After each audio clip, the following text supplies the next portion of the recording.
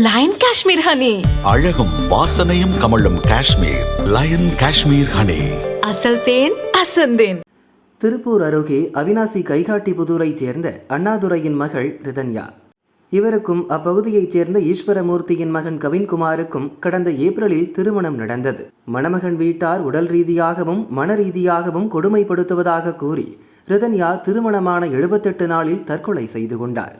இந்த வழக்கில் கவின்குமார், மாமனார் ஈஸ்வரமூர்த்தி, மாமியார் சித்ரா தேவியை சேயூர் போலீசார் கைது செய்தனர். மணமகன் வீட்டார் தரப்பில் திருப்பூர் மாவட்ட நீதிமன்றத்தில் ஜாமீன் கோரி மனு தாக்கல் செய்யப்பட்டிருந்தது. இதனை எதிர்த்து ரிதன்யா குடும்பத்தினர் இடையிட்டு மனு தாக்கல் செய்தனர். இதனால் அவர்களுக்கு ஜாமீன் தர மறுத்து மனுவை தள்ளுபடி செய்து நீதிமன்றம் உத்தரவிட்டது. தொடர்ந்து கவின் குடும்பத்தினர் தரப்பில் சென்னை உயர்நீதிமன்றத்தில் ஜாமீன் கோரி மேல்முறையீடு செய்யப்பட்டது.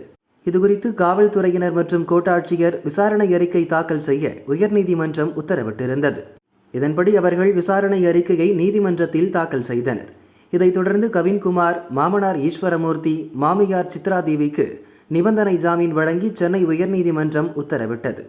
இதற்கு ரிதன்யா குடும்பத்தினர் எதிர்ப்பு தெரிவித்துள்ளனர். தாங்கள் நீதித்துறையை நம்புவதாகவும் நீதி கிடைக்கும் வரை சட்ட போராட்டம் தொடரும் என்றும் ரிதன்யாவின் தந்தை அண்ணாதுரை கூறினார். ரிதன்யாவோட வழக்கு திருப்பூர் செஷன்ஸ் கோர்ட்டுக்கு வந்தது. பெயில் அப்ளிகேஷன் போட்டிருந்தாங்க. நாங்கள் அது தடை மனு போட்டிருந்தோம். செஷன்ஸ் கோர்ட்டில் பெயில் தள்ளுபடி பண்ணிட்டாங்க. அடுத்தது அவங்க உயர்நீதிமன்றம் சென்னைக்கு அப்பீல் போட்டிருந்தாங்க. அங்கேயும் நாங்கள் தடை மனு போட்டிருந்தோம். 55 நாளைக்கு அப்புறம் நீதியரசர்கள் அவங்களுக்கு கண்டிஷன் பெயிலில் ஜாமீன் கொடுத்துருக்காங்க. எங்களுக்கு மிகப்பெரிய வருத்தத்தை வருத்தமாக இருக்குது. அதாவது என் மகளை இழந்துட்டா, மகள் இழந்த அந்த வருத்தத்துலேருந்து இன்னும் மீள முடியாமல் இருக்கிறா. ஆனால் இருந்தாலும் சட்டத்தையும் நீதியும் மதிக்கிறா. சட்டப்படி அடுத்தது நாங்கள் போராடுறதுக்கு தயாராக இருக்கிறோம். அதே சமயம் சென்னை உயர்நீதிமன்றத்துலேயும் நாங்கள் சிபிஐ விசாரணை வேணும்னு சொல்லி ஒரு ரெட் போட்டிருக்கோம். அது வழக்கு நடந்துகிட்ருக்கு.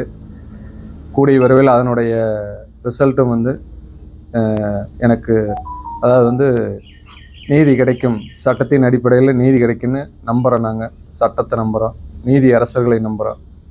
அதே மாதிரி தமிழக அரசையும் நேரில் சந்தித்து மனு கொடுத்துருக்குறோம். அவங்களும் உரிய நம்மளுக்கு நீதி வழங்குறதுக்கு சொல்லி உறுதி கொடுத்துருக்காங்க. கண்டிப்பாக நான் என்னுடைய பெண்ணுக்கு நீதி கிடைக்குன்னு நம்புகிறேன். அதாவது உலகத்தில் இருக்கிற எல்லா மக்களுக்கும் நான் சொல்கிற கருத்து என்னன்னு கேட்டிங்கன்னா, என்னுடைய மகளை இழந்துட்டேன். அந்த வேதனையிலேருந்து எப்படி வர்றதுன்னு கூட